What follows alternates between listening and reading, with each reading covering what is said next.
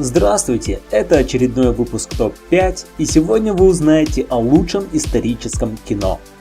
В данном видео не будут затрагиваться ленты, повествующие о событиях 20 века, иначе в наш топ бы не влез ни один фильм про средневековье. Потому картинам, рассказывающим о 20 столетии, будет посвящен отдельный ролик. Открывает наш топ фильм 2000 года с Мелом Гибсоном и Хитом Леджером в главных ролях «Патриот». Картина рассказывает о войне за независимость США. Заслуженный ветеран и отец 7 детей Бенджамин Мартин решает остаться в стороне от нее. Но хладнокровное убийство его сына британцами моментально меняет его отношение к происходящему. Он становится командиром отряда ополченцев, которые ведут борьбу с англичанами. Интересный факт. Харрисон Форд отказался играть главную роль, поскольку, посмотрев сценарий, посчитал его слишком жестоким.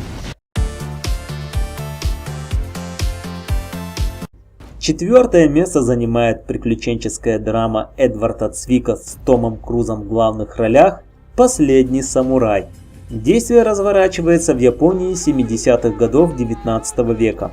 Капитан Нейтан Альтгрен, уважаемый американский военный офицер, нанят императором Японии для обучения первой армии страны восходящего солнца современному искусству ведения боевых действий.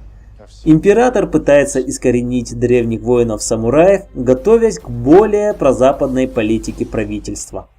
Фильм был выдвинут на 4 премии «Оскар», имеет 15 наград и 39 номинаций. На третьем месте расположилась крупнобюджетная историческая драма «Троя». 1193 год до нашей эры. Парис украл прекрасную Елену, жену царя Спарты Менелея. За честь Менелея вступается его брат, царь Агамемнон. Его армия под предводительством Ахиллеса подошла к Трое и взяла город в кровавую осаду, длившуюся долгих 10 лет.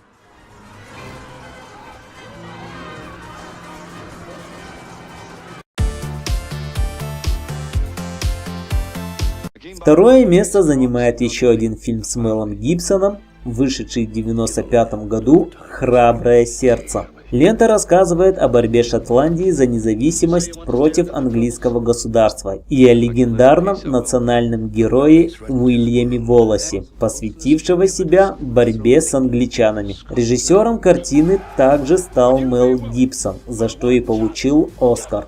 Еще «Храброе сердце» был выдвинут на 10 номинаций этой премии и выиграл 5 из них, включая награду за лучший фильм года.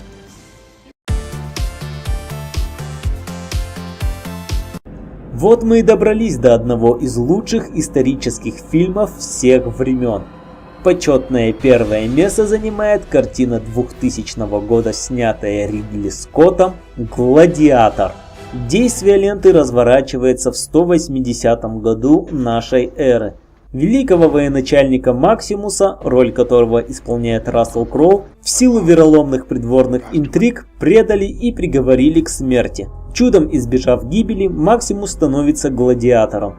Быстро снискав себе славу в кровавых поединках, он оказывается в знаменитом римском Колизее, на арене которого встречается в смертельной схватке со своим заклятым врагом. Фильм получил 5 премий «Оскар» в номинациях «Лучшие визуальные эффекты», «Лучшая мужская роль», «Лучший звук», «Лучшие костюмы» и «Лучший фильм года». На этом все. Ставьте лайки и подписывайтесь на канал.